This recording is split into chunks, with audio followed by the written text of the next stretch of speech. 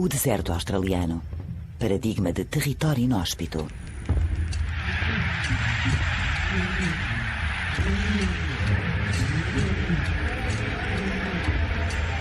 Porém, em plena desolação, milhares de catatuas voam em conjunto, numa massa ruidosa e desafiadora. Não se limitam a sobreviver, prosperam.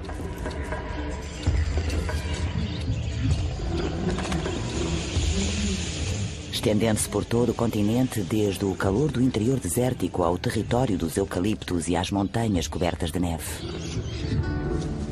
Estes papagaios extremamente coloridos e atrevidos desafiaram todas as probabilidades, tornando a Austrália na terra dos papagaios.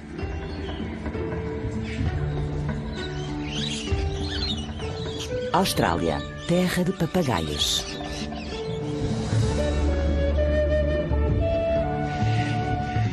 Antes de a Austrália ter desertos, o continente encontrava-se coberto de florestas tropicais. Hoje restam apenas algumas zonas isoladas.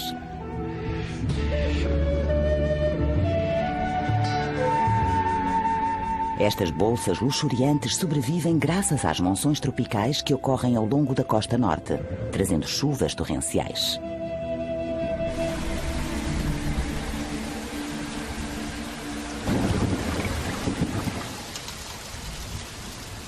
Nestas florestas, um brilhante conjunto de papagaios desenvolveu bicos engenhosos e dedos ágeis para abrir sementes e frutos que aqui existem em abundância.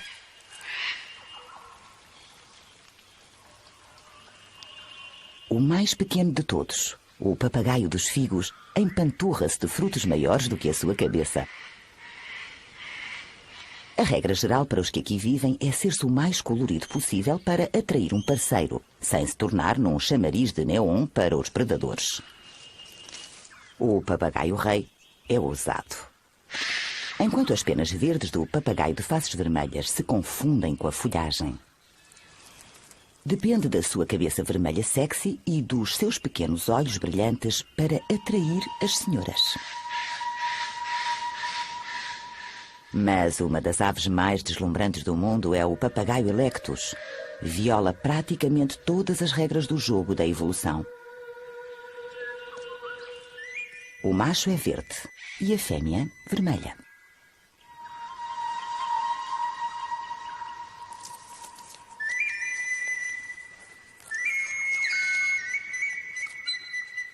São de tal forma diferentes que durante muito tempo as pessoas pensavam tratar-se de duas espécies.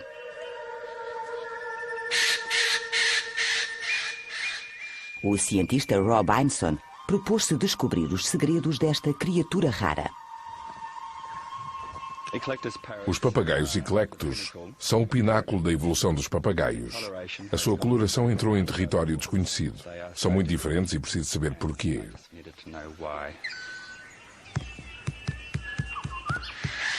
Muito bem. Já os perturbei, mas tinha de o fazer para ver se estavam a ocupar os buracos no tronco. E houve um que saiu do interior de um deles. Por isso é um sinal muito bom nesta altura. Significa que vale a pena usar uma corda de modo a trepar a árvore para ver mais de perto. Mas há um pequeno problema. Tenho um medo absolutamente terrível de alturas. Comecei logo a ficar com tonturas, mas sentia uma vontade incrível de ver o que estava dentro daqueles buracos e superei esse medo. Obriguei-me a manter-me estável na corda e a continuar a trepar. Ei, Lindsay, tem ovos. É absolutamente fantástico. Significa que estão outra vez a procriar. Vou até ao outro buraco e ver como se estão a dar. Subi 15 metros, 20 metros, 25 metros e cheguei finalmente ao ninho que estava à procura. Olhei lá para dentro e vi dois lindíssimos pintos pequenos.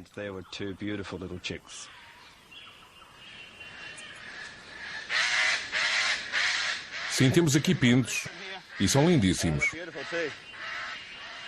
Nos últimos 8 anos, Rob estudou a fêmea e todas as suas crias que viveram neste buraco.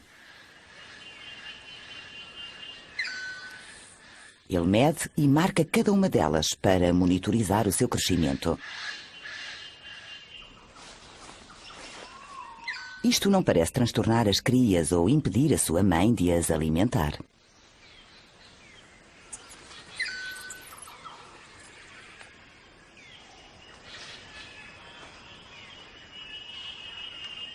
A nossa fêmea número 1, a nossa estrela, tem feito o que normalmente faz, ou seja, produzir pequenotes saudáveis como este. Tem um começo muito bom para a sua longa vida na floresta tropical.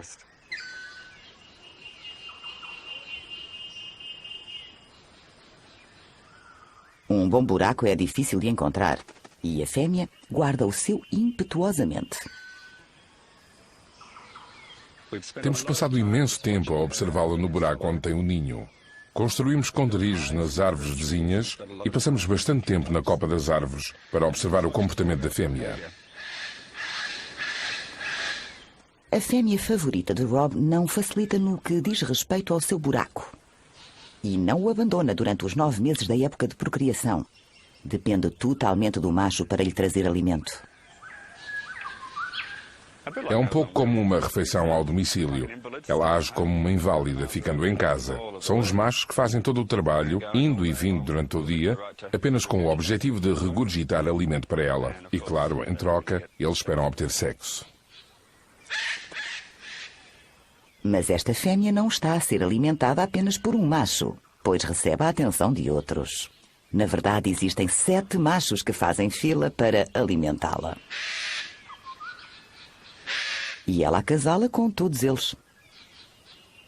Percebemos que isto era, de certo modo, uma forma de trapaça. Ela estava a tentar dar-lhes a ideia de que todos tinham uma oportunidade de serem pais, e isso dava-lhes um incentivo extra para irem à procura de comida.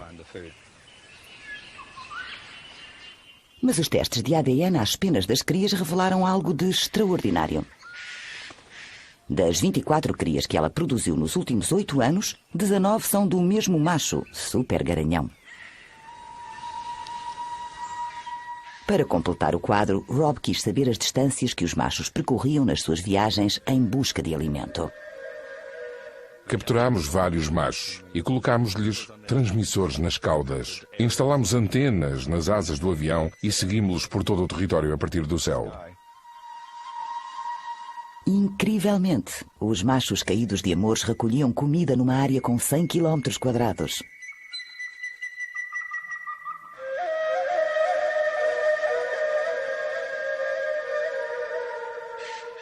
Descobrimos também que cuidavam demais de uma fêmea. Alguns deles visitavam e alimentavam 3 ou 4 fêmeas diferentes e chegavam mesmo a acasalar com elas. Por isso, ao segui-los por toda a paisagem, apanhámos-los no seu próprio jogo de traição. Depois de visitarem as suas namoradas, os machos regressam para junto da fêmea favorita de Rob. Os machos regressam muitas vezes ao mesmo tempo para a árvore do ninho, e quando isso acontece ocorrem discussões ruidosas.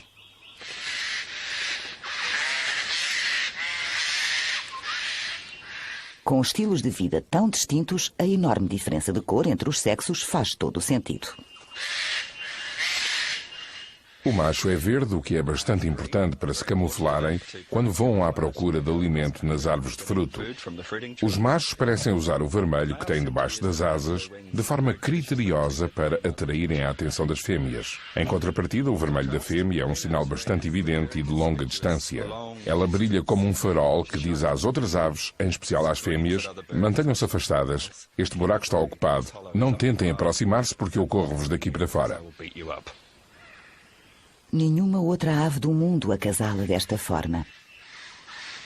É uma estratégia sexual que tem vindo a ser aperfeiçoada ao longo de um período incrivelmente extenso nestas antigas florestas.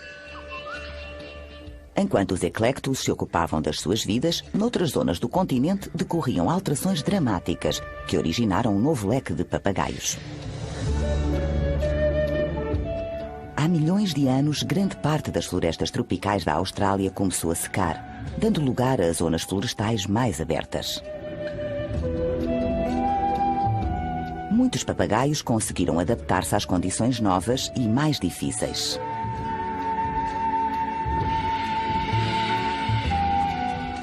Para sobreviver na orla do deserto, as catatuas negras de rabo vermelho mantiveram-se junto dos cursos de água ladeados por árvores.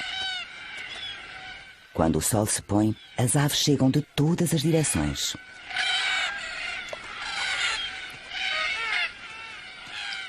Com a escassez de buracos de procriação, a maioria destas catatuas é solteira. O bebedouro local é o seu ponto de encontro e o início da noite transforma-se rapidamente num frenesim. As aves mais jovens exibem as faixas de cores das suas caudas e levantam as suas cristas. As cristas extravagantes distinguem as catatuas dos restantes papagaios.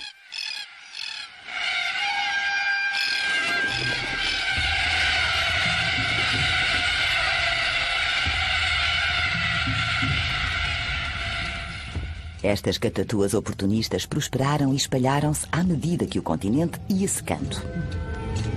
Durante a última idade do gelo, os ventos fustigaram a terra e empilharam a areia em vastas dunas.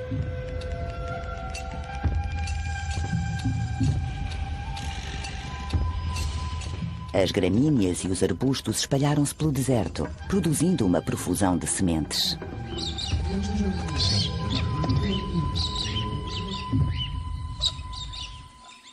A catatua galá não tardou a tirar partido do novo tipo de alimento. Não eram exigentes, iam a todo lado, alimentando-se de praticamente tudo.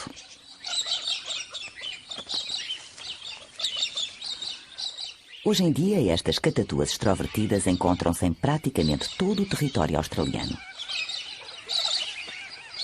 Mas as oportunistas galás não foram as únicas a experimentar novos alimentos. As menos comuns, catatuas de Mitchell, adquiriram recentemente o gosto por melões.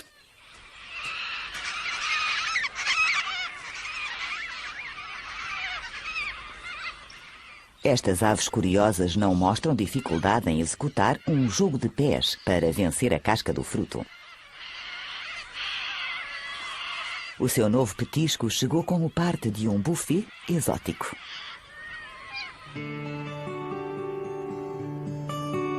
Há 150 anos, os criadores de gado expandiram os seus terrenos até ao coração do deserto. E onde quer que fossem, levavam consigo todo um conjunto de novas oportunidades para os papagaios explorarem.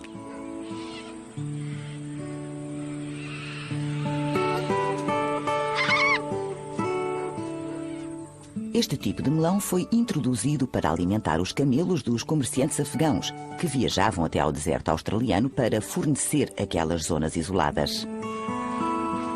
A vida era dura para os primeiros pioneiros. As secas frequentes criavam dificuldades a quem aqui se aventurava. Para dificultar ainda mais a vida dos agricultores, as catatuas cedo perceberam que onde havia gado,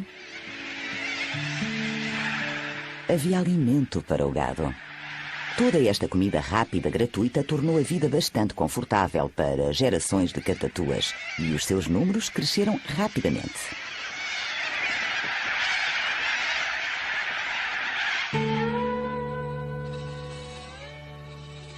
E os tempos de prosperidade continuaram para as catatuas e os papagaios, quando os colonos encontraram água subterrânea e a bombearam para a superfície.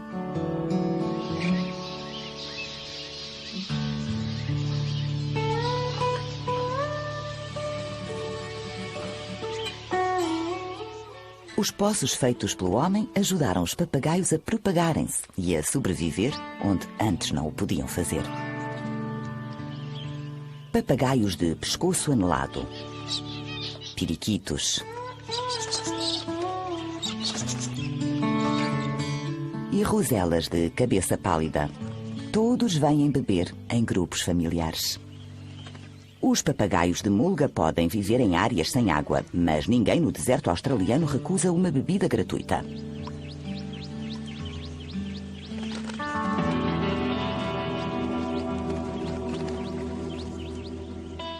A chuva raramente marca presença nos desertos australianos. As secas chegam a prolongar-se por mais de uma década.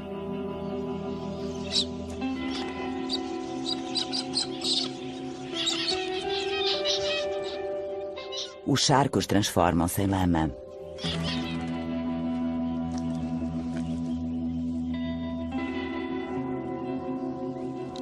Deixando um lagostim de água doce exposto e sendo um alvo fácil.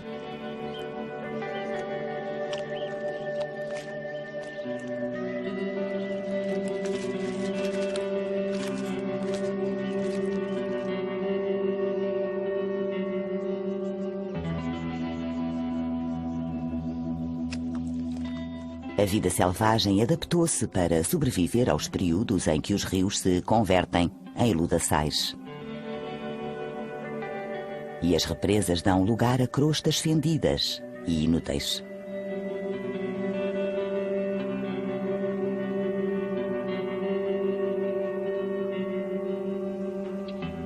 O ar crepita com o calor. As colheitas são varridas da terra.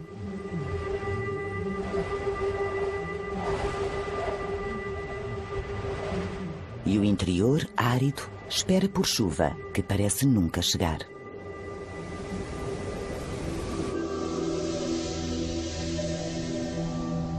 O primeiro sinal de que a seca poderá ser interrompida poderá vir do aquecimento do Oceano Pacífico Ocidental. Os ciclones formam-se absorvendo o calor e a umidade do mar, à medida que vão crescendo e avançando em direção à costa.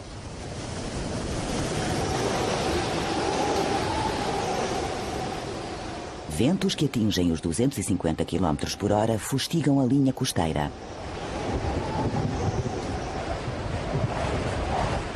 Ao dirigir-se para o interior, o ciclone enfraquece e transforma-se numa enorme depressão chuvosa.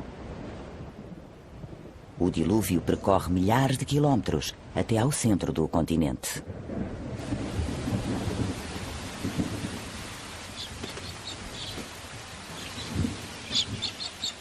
E as caturras celebram a sua chegada com uma dança da chuva. Em poucas horas, todos os leitos fluviais enchem-se com a água vivificante.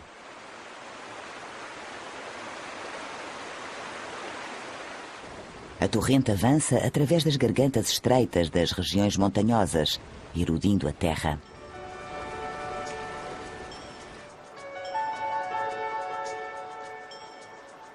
Faixas de nutrientes serpenteiam através do continente em direção ao centro árido.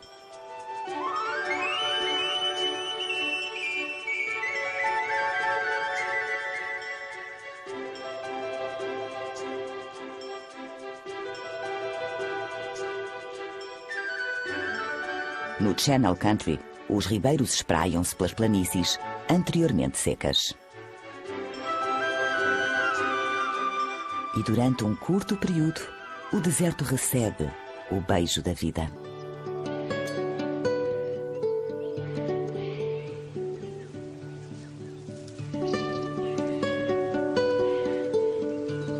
Subitamente, as plantas do deserto produzem vastas quantidades de sementes.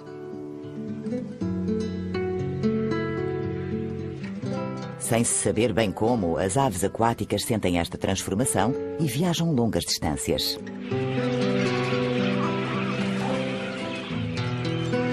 Os peixes procriam nos lagos recém-criados, proporcionando um festim para os cormorões em crescimento.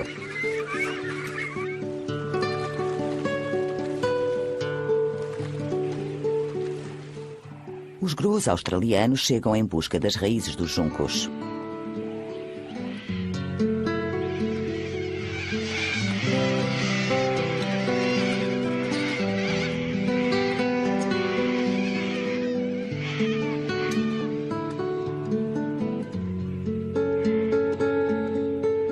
E quando as gramíneas nativas começam a produzir sementes, está montado o palco para a chegada das estrelas do deserto australiano. Os periquitos. Nós mantemos-los em gaiolas, mas em estado selvagem os periquitos vagueiam pelo vasto deserto australiano. Quando chove, chegam bandos vindos de todos os lados. Ninguém sabe como se orientam nos céus. Talvez se sintonizem com os sons de baixa frequência das tempestades que fermentam a milhares de quilómetros de distância. O seu objetivo é procriar freneticamente enquanto as condições são propícias. Ao longo dos desfiladeiros das Central Ranges, todos os buracos nas árvores estão vivos com a agitação da época de acasalamento. As margens do rio são o local perfeito para um jantar de namorados.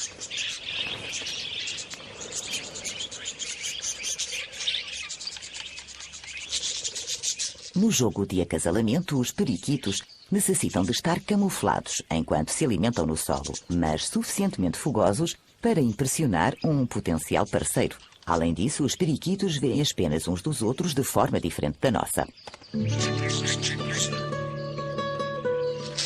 Nós vemos-las em tons de vermelho, verde e azul, mas os periquitos possuem uma quarta célula nos seus olhos que lhes permite ver no espectro ultravioleta. Quando os raios ultravioletas atingem certas partes da plumagem dos periquitos, estas refletem um brilho. É quase certo que a fêmea irá escolher o macho mais sexy e resplandecente.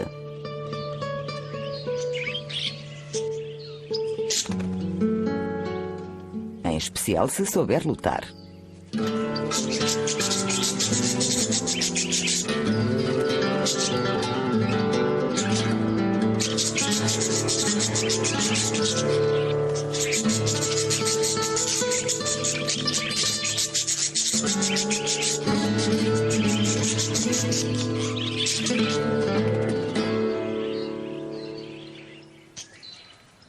Com o seu rival despachado, o macho pode agora dedicar-se ao assunto sério de cortejar a fêmea.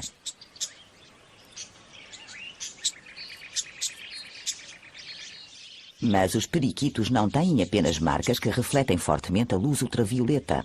Certas partes da sua plumagem tornam-se fluorescentes, em particular os seus pescoços e cabeças.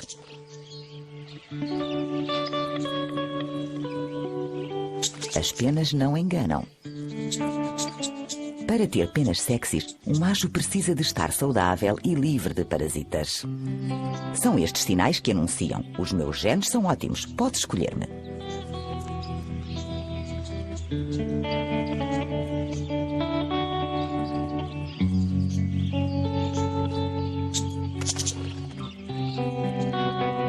E se ela o fizer, ele oferece-lhe uma refeição de primeira, regurgitando comida na sua boca.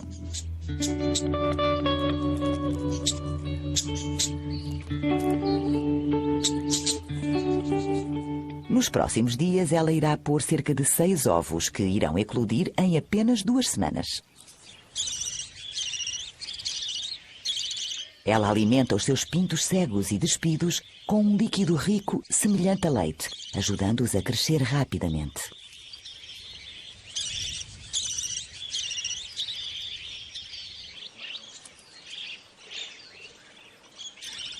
Num espaço de 12 dias, as penas das suas asas começam a despontar.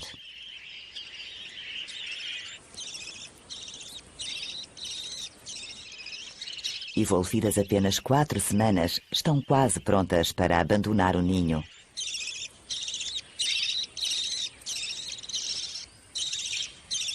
Por incrível que pareça, estas crias estão aptas a procriar apenas 60 dias depois de saírem da casca.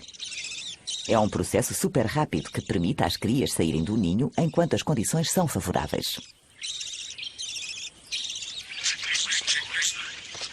Mas tudo pode terminar num instante. Com 2 metros, o varano gigante é o maior lagarto da Austrália.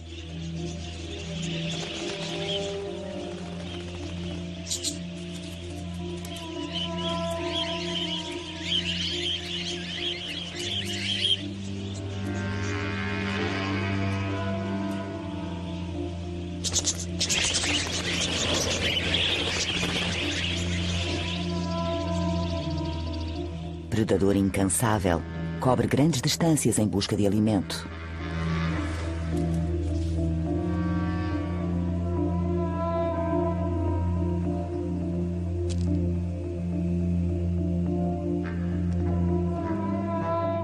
O varano gigante detecta as suas presas através da visão e de moléculas de odor que recolhe na sua língua.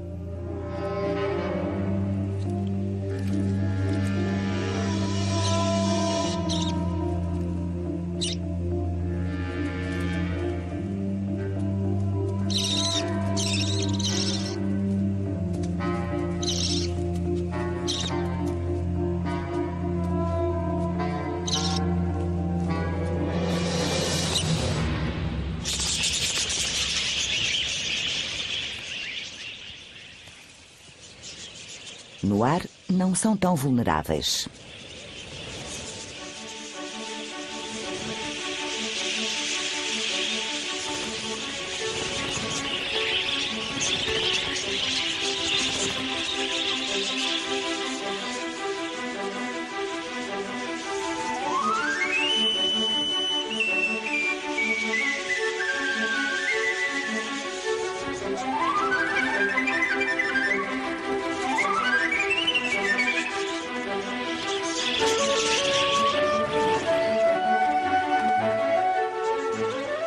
esquadrões em sincronia voam a baixa altitude entre as árvores mulga. As cores dos seus dorsos camuflam-nos contra a vegetação.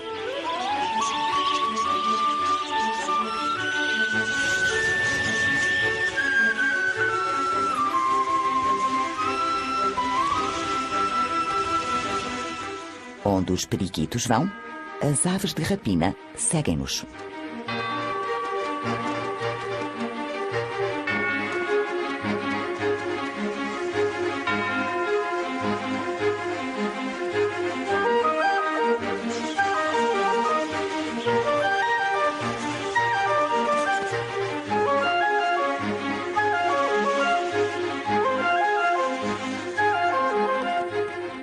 O que o caçador procura é um elo fraco.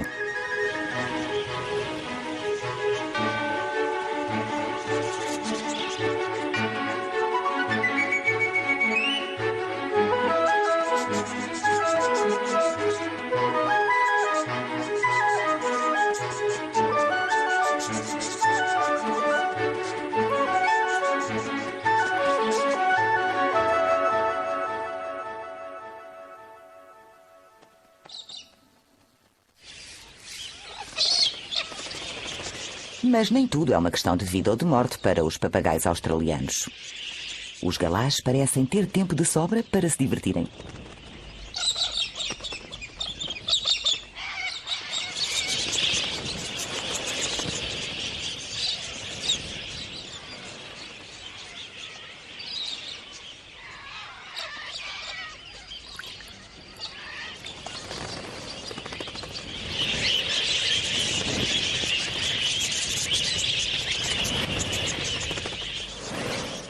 Anos há em que os periquitos se reproduzem em tão grande número que passam a ser, durante algum tempo, o papagaio mais numeroso da Austrália.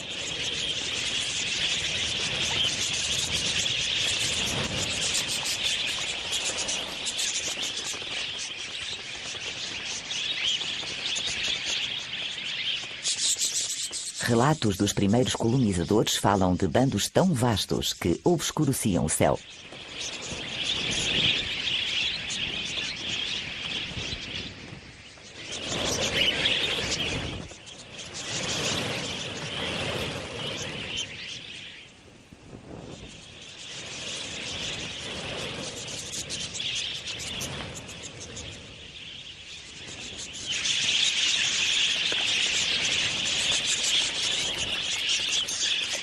Mas os bons tempos não duram para sempre.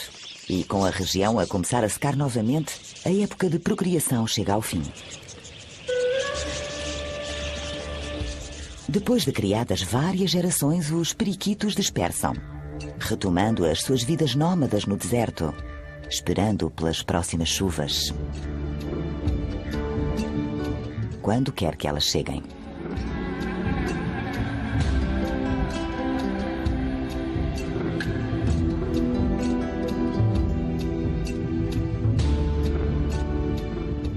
Em contraste com as secas imprevisíveis do interior, as estações ao longo da extremidade sul da Austrália são bem mais regulares. No inverno, rajadas de vento frio do Antártico trazem a neve às montanhas mais altas da Austrália.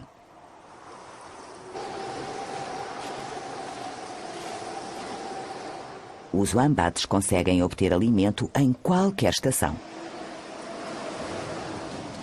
Mas esta não é uma boa altura para os papagaios. Ainda assim, existe um que consegue sobreviver acima da linha de neve. As roselas verdes abastecem-se de bagas alpinas contra as tempestades de neve.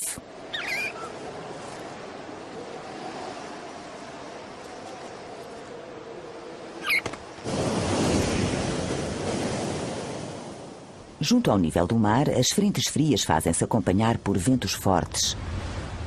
Ótimo para os surfistas, mas perigoso para quase tudo o resto.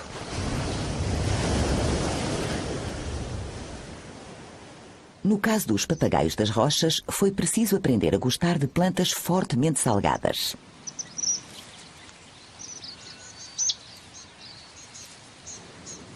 Viver numa zona salpicada por água salgada não é fácil, mas estes papagaios resistentes são uns lutadores. As coisas tornaram-se um pouco mais fáceis nas zonas arborizadas junto à costa. Este ambiente é mais rico, atraindo catatuas gangang. À semelhança da maioria das catatuas, as gangangs são canhotas. Segurando-se ao seu poleiro abanado pelo vento com a sua perna direita, enquanto seguram na semente com a esquerda.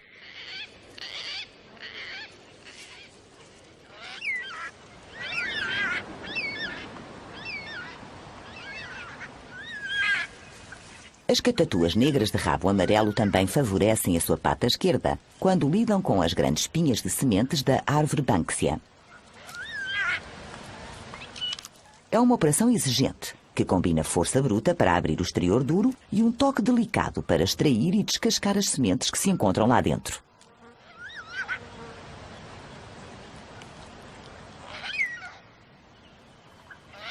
Mas as plantas de que estes papagaios necessitam para sobreviver precisam de ser queimadas para se poderem regenerar. Para que tal aconteça, basta apenas uma trovoada.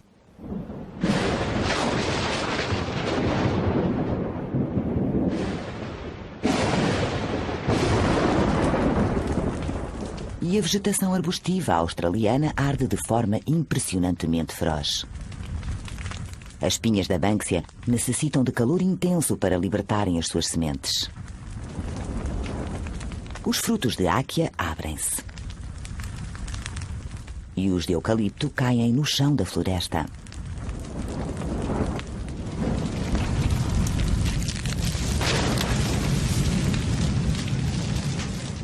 O óleo das folhas de eucalipto é tão explosivo como o petróleo.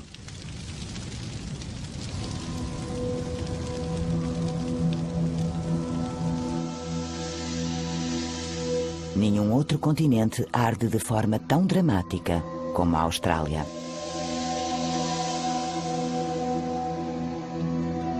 Alguns incêndios consomem milhões de hectares.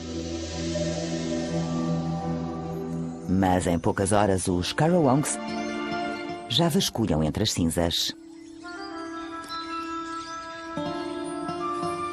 E as roselas elegantes que sobreviveram ao inferno banqueteiam-se com sementes de eucalipto tostadas.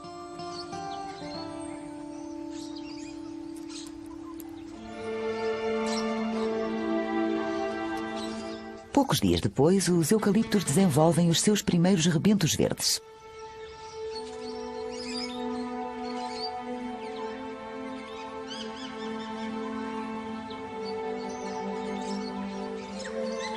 Em apenas alguns anos, as florestas recuperam.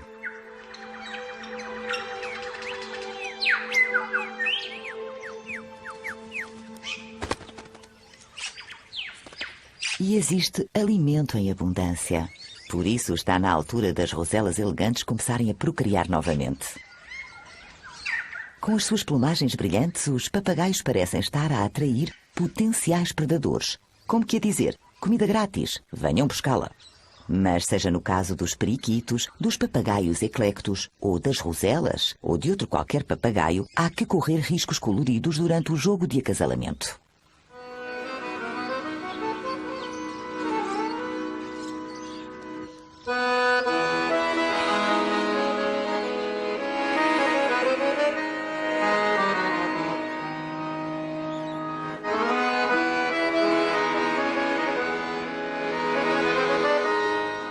Por vezes é possível usufruir do melhor de ambos os mundos.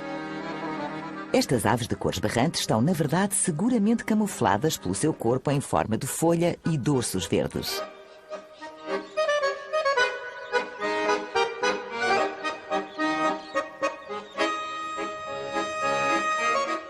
Isto, apesar de ainda não terem conseguido encontrar um disfarce para os subúrbios das povoações australianas. Desde que os australianos começaram a plantar árvores autóctones nas suas cidades, passou a haver comida gratuita à disposição. E os papagaios aceitaram o convite de bom grado. Outros abusam da sua estadia. Com demasiado tempo disponível, esta catatua entretém-se com um isolante elétrico.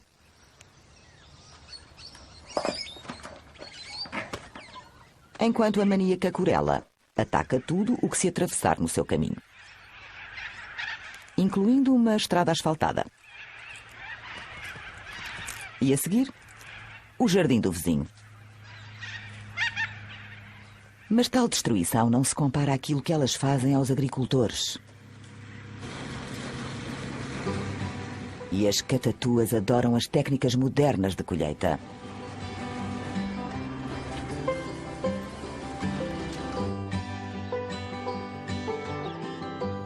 Há uma geração, Lakeland foi aberta à agricultura intensiva. Era o território ideal para cultivar milho e amendoins. E assim que as colheitas foram crescendo, as catatuas de crista amarela mudaram-se de armas e bagagens para a região.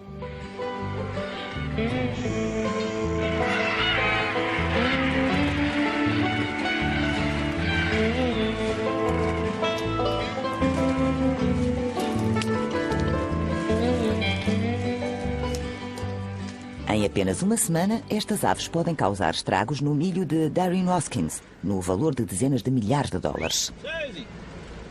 Os números têm vindo a aumentar ao longo dos anos. Isto acontece porque no seu habitat natural, elas não têm tanto alimento durante todo o ano. Enquanto aqui no Vale, em Lakeland, mesmo na estação mais quente do ano, em agosto, setembro, quando está tudo extremamente seco, ainda há resíduos da colheita no solo e as aves precisam de se alimentar durante todo o ano. Com o que encontram aqui, podem procriar durante todo o ano sem quaisquer problemas. Há comida, há água, têm tudo o que precisam. Para elas é uma festa. Quando acabam com o milho, as catatuas avançam para os campos de amendoins, onde atacam os fardos de palha.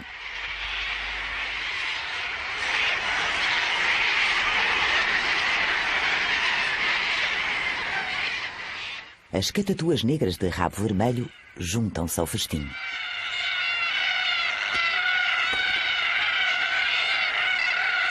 Então, quais as estratégias usadas pelos agricultores para tentar controlá-las? Basicamente andamos com as carrinhas por aí e disparamos tiros de espingarda ou buzinamos.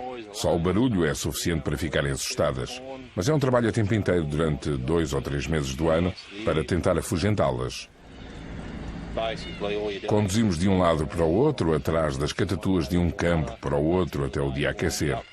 Fica demasiado calor para elas e regressam às árvores, depois voltam novamente para comer e nós começamos a persegui-las outra vez. É extremamente irritante.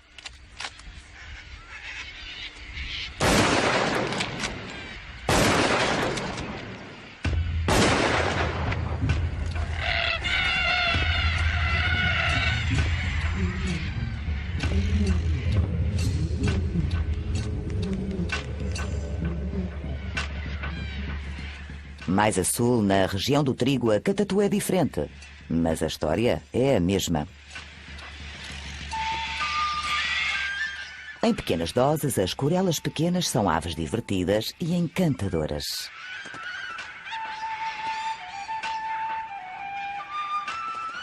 Mas quando bandos de 30.000 aves salteadoras descem sobre uma colheita, bem, percebe-se por que motivo um agricultor é capaz de ficar um pouco transtornado. O cereal é armazenado em bunkers gigantes protegidos por telas grossas, mas estas coberturas não estão à altura destes bicos afiados.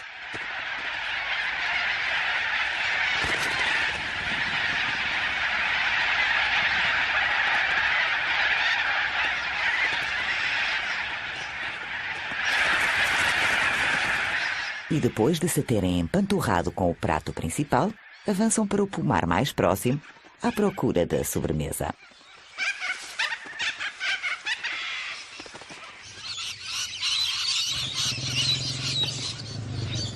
Para os cultivadores de líxias, os inimigos são os lórios arco-íris.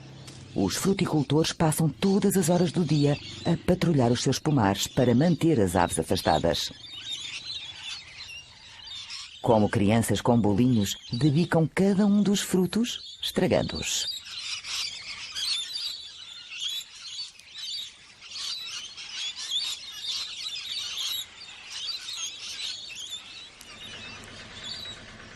Para o fruticultor, é uma corrida para ver quem apanha a fruta mais madura primeiro.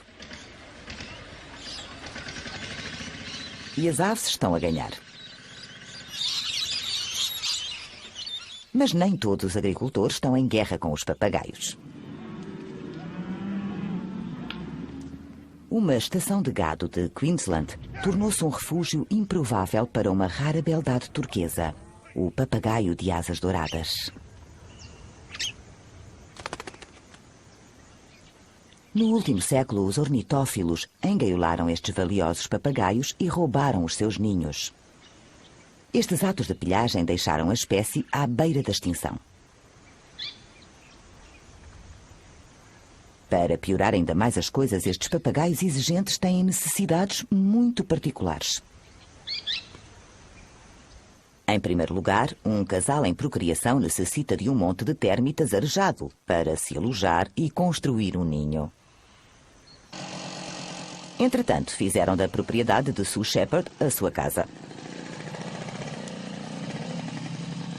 E em todas as épocas de procriação nos últimos 30 anos, ela tem percorrido centenas de quilómetros para verificar cada monte à procura de crias.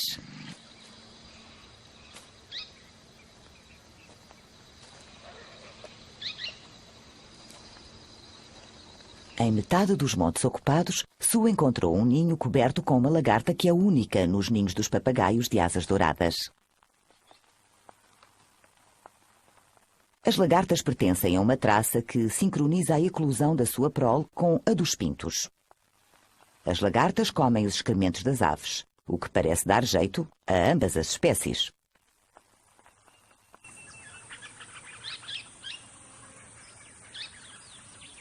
Entretanto, os pais partem juntos em busca de alimento.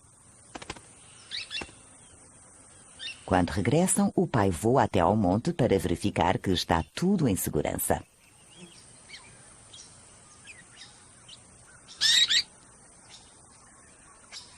E avisar os juvenis que está na hora da refeição. Ele mantém-se de vigia enquanto a fêmea desce para alimentar as crias.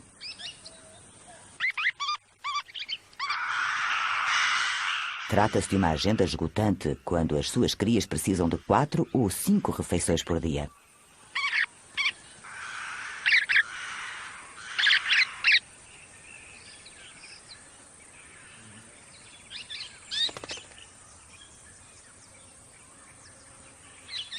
Cabe ao pai convencer os filhotes de 5 semanas de idade a sair do seu ninho acolhedor para o mundo perigoso cá fora.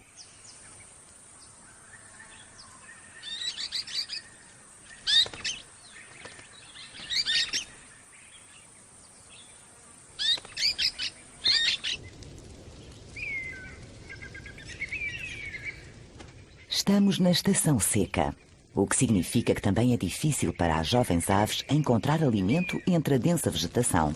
E é aqui que Sue entra para ajudar a natureza, queimando a vegetação e expondo a próxima refeição.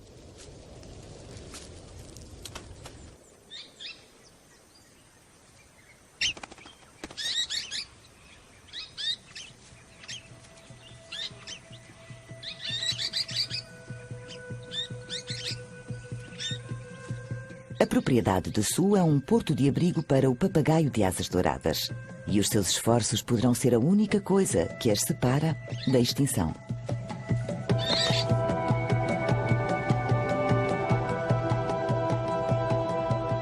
Ainda mais para norte, nas florestas remotas da península de Cape York, existe um papagaio que tem intrigado os cientistas no último século.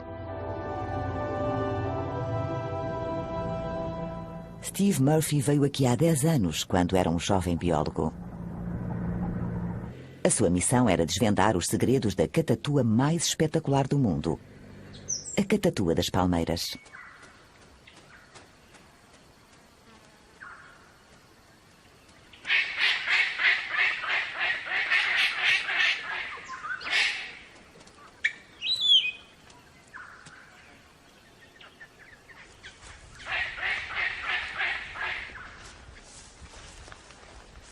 São poucas as pessoas que viram esta ave. Olhem, lá vem ela. A catatua das palmeiras remonta a dezenas de milhares de anos atrás, quando a Austrália se encontrava coberta por florestas tropicais. Ela é a avó de todas as catatuas. Pouco se conhecia acerca desta ave misteriosa até que Steve Murphy começou a estudá-la. E a única forma de as encontrar nesta floresta é imitando os seus chamamentos.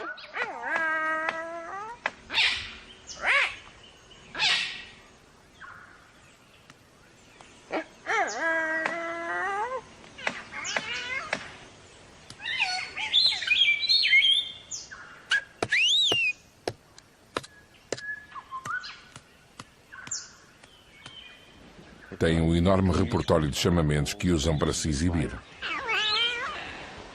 O som de cumprimento que emitem faz parte da exibição. Quase parece que estão a dizer olá ao seu parceiro ou às outras catatuas nas imediações. Ao contrário de outras catatuas, as catatuas das palmeiras não vivem em bandos. Escolhem um parceiro e parecem manter-se juntos para toda a vida. E podem viver até aos 90 anos. Uma catatua em cativeiro teve a sua primeira cria aos 54 anos de idade. Mas para conquistar uma namorada, o macho precisa de ter o seu próprio território, com um portfólio de bons buracos para nidificação. E se quer ter a possibilidade de acasalar, ela tem de ser convencida de que ele é suficientemente forte para lhe construir vários ninhos de primeira classe. Todos os elementos da exibição de uma catatua das palmeiras têm por missão atrair a atenção para aquele enorme bico. E rubescência das faces, a abertura das asas que as torna maiores, tudo destinado a mostrar às outras catatuas que elas são fortes. E o pináculo da sua força reside nos seus bicos. Essencialmente, ele está a tentar provar que é um bom investimento e que ela se pode sentir à vontade para pôr todos os seus ovos no cesto dele.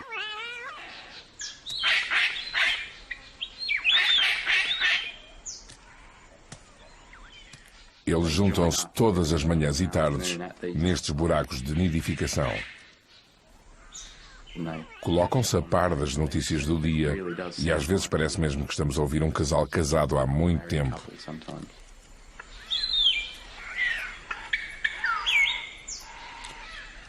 E podemos ir ainda mais longe na analogia. Parecem ter o mesmo orgulho que os humanos têm nas suas casas. As catatuas das palmeiras são exatamente iguais. Mas a mais incrível exibição de todas ocorre quando os machos trazem para o ninho um pequeno pau, chegando mesmo a bater na parte lateral do ninho. Talvez seja por viverem durante tanto tempo que as catatuas das palmeiras aprendem tanto. Mas no mundo animal é muito raro ver um utensílio ser usado de forma tão deliberada. Creio que é bastante provável que a fêmea esteja a observar estes batimentos e consiga perceber algo sobre o macho ou a árvore que contém o ninho. Há qualquer coisa que ela capta na forma como o som ecoa no interior do buraco. Não sabemos ao certo o que será, mas ela mostra estar sempre muito atenta. Os machos são exigentes e irão experimentar 2 ou 3 paus diferentes antes de escolherem aquele de que realmente gostam.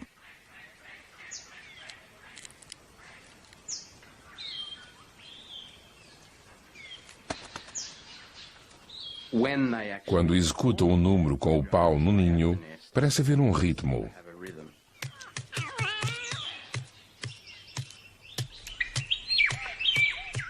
Mas quando ele termina, é frequente vê-lo a sentar-se na borda do buraco a lascar o pau e a adicioná-lo à plataforma de nidificação que se encontra no interior do buraco. Se a fêmea ficar impressionada, irá aproximar-se e juntar-se a ele à entrada do ninho, para ver se é suficientemente bom para procriar.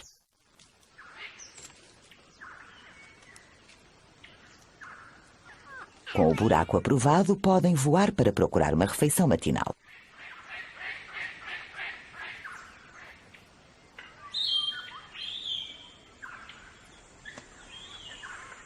As aves locais reúnem-se em árvores que têm frutos.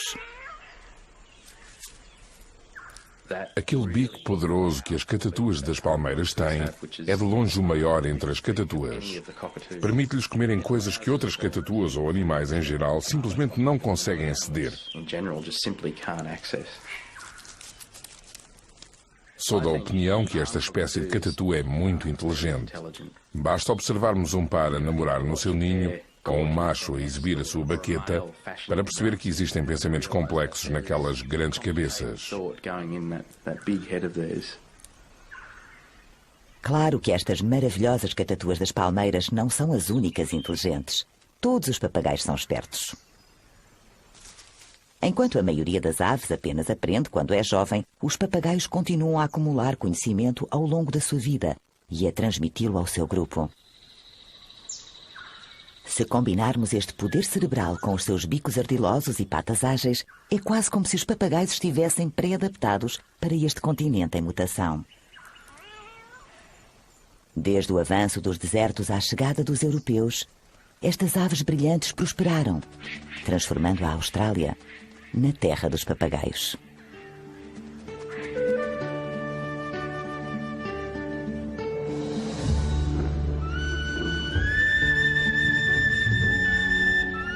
Versão portuguesa via satélite.